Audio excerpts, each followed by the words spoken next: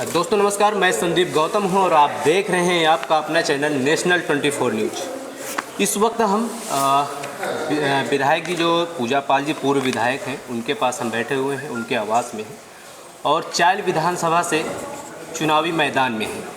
उन्हीं को लेकर हम जो चुनावी सियासत को लेकर हम चर्चा करने वाले हैं और क्या है उनके मुद्दे, क्या किस मुद्दे को लेकर जनता के बीच में जाएंगी और क्या कारण रहा जो अपना क्षेत्र छोड़कर आप चायल विधानसभा से चुनाव लड़ रही हैं, वो इसी सभी मुद्दों पे हम बात करने के लिए आज पूजा पाल जी के साथ हैं जो पूर्व विधायक हैं हमारे साथ। जी मैडम जी, सबसे पहले तो आपको हमारे चैनल में आपका स्वागत है। आप क्या कारण रहा जो आप अपना क्षेत्र छोड़कर आप चायल विधानसभा से चुनाव की तैयारियां कर रही हैं और मैदान में हैं? देखिए, कोई कारण नहीं रहा है अपना क्षेत्र छोड़ कर के दूसरा क्षेत्र में चुनाव लड़ना। ये तो शीर्ष नेतृत्व का आदेश है। जो उन्होंने अच्छा समझा, जो उन्होंने समीकरण में अच्छा समझा, वो वहाँ से चुनाव लड़ा रहे हैं हर प्रत्याशी को। तो उसमें मैं भी आती हूँ। उन्होंने समीकरण देखा होगा और अच्छा देखा होगा, तो इसलिए मुझे चायल विधानसभा से लड़ा रहे हैं चुनाव। मैडम जी, जो मेरा अगला क्वेश्चन है, आपको विधानसभा जो जिस चायल विधानसभा से आप चुनाव फेस कर रही हैं, वहाँ की जनता पे एक नाराज़गी दिख रही है। बड़े पैमाने पर आपका बहुत बड़े पैमाने पर विरोध हुआ है और वहाँ की जो सपा के ही समर्थक हैं, जो समाजवादी पार्टी के समर्थक हैं, जो शुभचिंतक हैं, वहाँ के आम जनता पब्लिक है, उन्होंने कहा कि हमें बाहरी कैंडिडेट ना चाहकर हमें अपने क्षेत्रीय विधायक चाहिए और क्षेत्रीय नेता चाहिए और आपका वहाँ पे बड़े पैमाने पर विरोध किया गया और आपके पुतले भी जलाए गए यहाँ तक। देखिए, मैं पहले आपके चैनल के माध्यम से मैं बता दूं कि मेरा विरोध बहुत बड़े पैमाने में नहीं हुआ और ख़ास करके जो वोट देने वाली जनता है उन्होंने तो विरोध किया ही नहीं। अलबत्त जिस दिन से मेरा नाम घोषित राष्ट्रीय अध्यक्ष जी ने किया है, चायल में मतलब एक खुशहाली सी दौड़ उठी है हर वर्ग में, हर समाज के लोगों में। और जो पुतला फूके हैं वो कुछ लोग हैं जो चुनाव लड़ना चाहते थे और उनके जो शुभचिंतक थे और वो भी बहुत कम उम्र के लड़के थे और उन लोगों ने फूका है और मतलब जो चुनाव लड़ना चाह रहे हैं उन लोगों ने फूका है, जनता ने नहीं फूका है। और वो विरोध सिर्फ टिकट का था, वो बाहरी का भी नहीं था, वो सिर्फ टिकट का था कि हमको टिकट क्यों नहीं मिला। मगर ये शीर्ष नेतृत्व का भाई वो है कि वो किसको अच्छा समझते हैं, समीकरण क्या होगा वो उनके ऊपर था, इसलिए विरोध हमारा नहीं हुआ। मेरा अगला क्वेश्चन ये है कि जो अभी वर्तमान में जो विधायक रहे संजय कुमार गुप्ता जी चायल से जी, और आपके बीच में क्या आपके जो मुद्दे होंगे, क्या मुद्दे लेकर आप समाज के बीच में जाएंगी? और जो विपक्ष की पार्टी है उसके पास हिंदुत्व की राजनीति है, सबसे बड़ा उनके पास हथकंडा जो है हिंदुत्व की राजनीति है। आपके क्या मुद्दे होंगे कि किस मुद्दे को लेकर आप फेस करेंगी उनके सामने जो अपोजिशन में? देखिए, मैं विपक्ष के लिए बस इतना कह सकती हूँ और मैं अपने लिए इतना कह सकती हूँ कि मेरे मुद्दे, क्योंकि ऑलरेडी राष्ट्रीय अध्यक्ष जी ने अपने घोषणा पत्र में वो बता चुके हैं कि हम लोग विकास के मुद्दे को लेकर के उत्तर प्रदेश में आए हैं। नौजवान को पहली बैठक में, कैबिनेट बैठक में 10 लाख नौकरी देंगे, 300 यूनिट हम अपनी जनता को फ्री बिजली देंगे, खाद्य सामग्री देंगे, किसान भाइयों का जो ब्याज है वो माफ़ी करेंगे। ऐसे बहुत से वो हैं छोटे छोटे जो राष्ट्रीय अध्यक्ष जी ने अपने घोषणा पत्र में जारी किए हैं। और ख़ास करके मैं यहाँ से चायल से प्रत्याशी घोषित हुई हूँ, तो एक प्रत्याशी होने के नाते मैं इतना कहना चाहूँगी कि मेरा भी वही मुद्दा है, क्योंकि मैं क्षेत्र में आज 5-6-7 दिन से टहल रही हूँ, तो मैंने ये देखा कि वहाँ की सड़कें जर्जर है, हम लोगों को वो बनवानी है। वहाँ पे स्वास्थ्य सेवाएं बहुत ही दुर्लभ हैं, हम लोग को वो सही कराना है। बच्चों को पढ़ने के लिए प्राथमिक पाठशालाएँ नहीं हैं, हम लोग को वो सही कराने हैं। युवाओं को रोजगार नहीं है। हमारा पूरा प्रयास रहेगा कि मैं अपने विधानसभा के युवाओं को नौकरी भी दे पाऊँ। ऐसे बहुत सी योजनाएं हैं जो अपने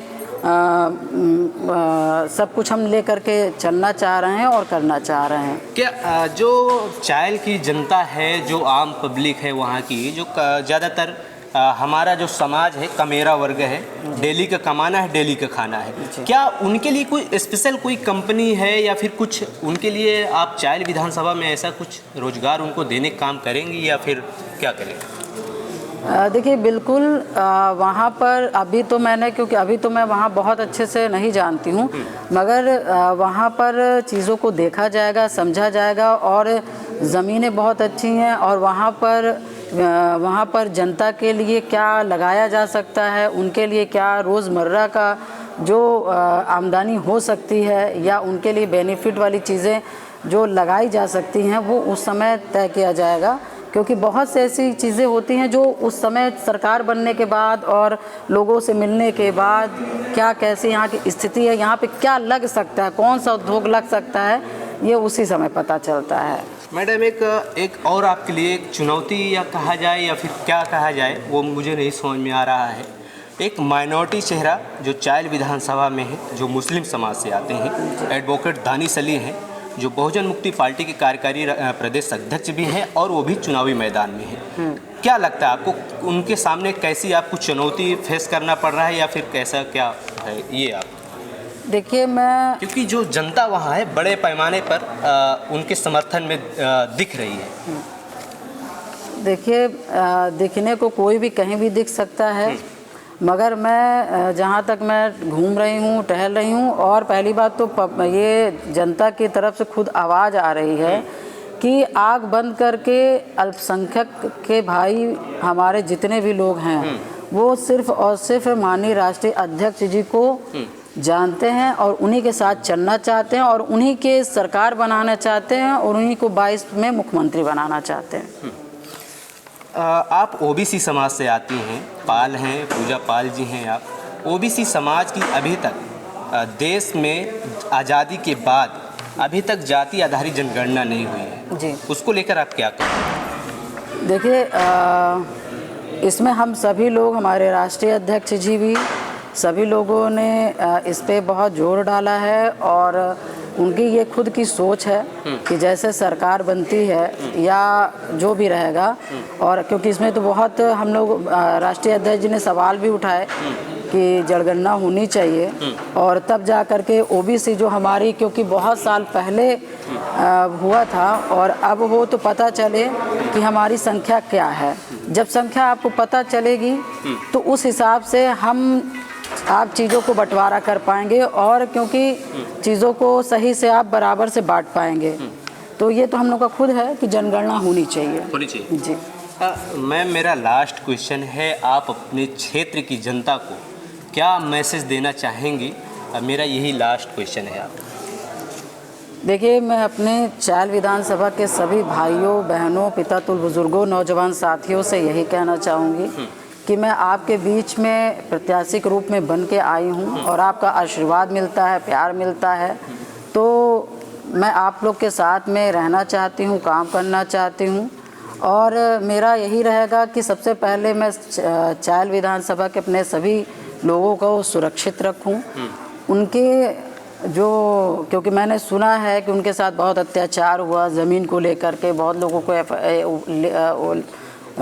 के ऊपर FIR हुआ, उत्पीड़न हुआ, तो उनकी सुरक्षा भी करना मेरा दायित्व है और उनका विकास भी करना मेरा दायित्व है। तो मैं यही विश्वास दिलाना चाहूँगी कि यदि मैं विधायक आप लोग के बीच में बनती हूँ तो मान के चलिए मैं अपना नुकसान करवा सकती हूँ मगर मैं अपनी जनता का नुकसान नहीं करवा सकती। शुक्रिया हमसे बात करने के लिए। तो आप थी पूर्व विधायक पूजा पाल जी थे। बातें तो बहुत करनी थी लेकिन इंटरव्यू चालू होने से पहले ही मैम ने पूछ लिया क्या कुछ लंबा चौड़ा पूछने वाले हैं। तो आज जो इंद्रजीत सरोज जी हैं उनका आज नामांकन है, उसमें उनको जाना है, इसलिए ज़्यादा बड़ा अगर फिर कभी हमें अवसर मिलता है तो हम फिर से बात करने की कोशिश करेंगे।